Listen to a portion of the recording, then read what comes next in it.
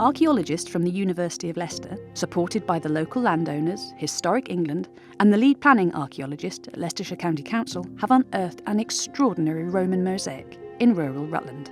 It comes from a larger villa complex from the 3rd to 4th century AD and depicts scenes from the Trojan War.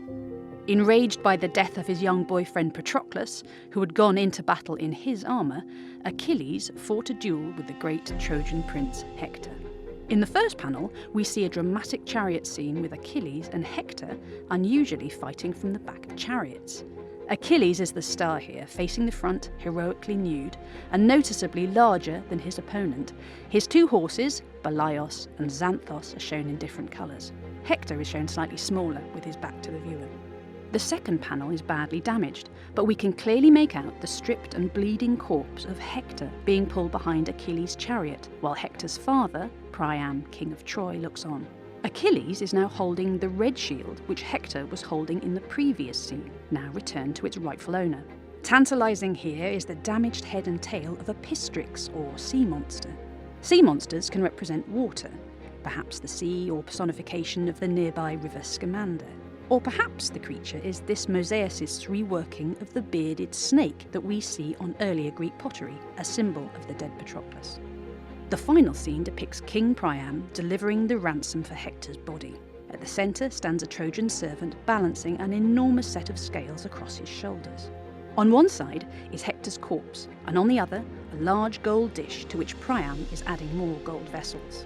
The left-hand side of the panel is very badly burnt, but by tracing the way the tiles have been laid, we can see the outline of a large, seated Achilles holding his spear and shield. Around him are 2 standing Greek warriors. One curious feature of this scene is the floating torso of a soldier at the top right, who might simply be a Trojan bodyguard, or who might have a specific identity. The clothing in this scene seems to show traces of late Roman fashions, with their bordered tunics and their decorated bibs.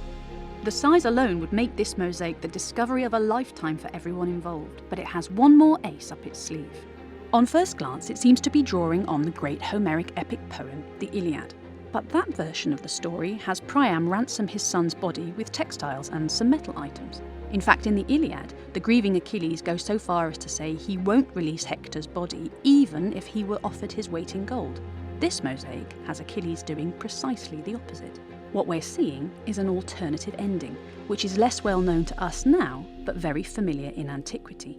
Helpful scribbles in the margins on one of our ancient manuscripts of the Iliad tell us that weighing Hector's corpse for gold was the plot of a play by the great Athenian playwright Aeschylus, now lost except for a few broken lines.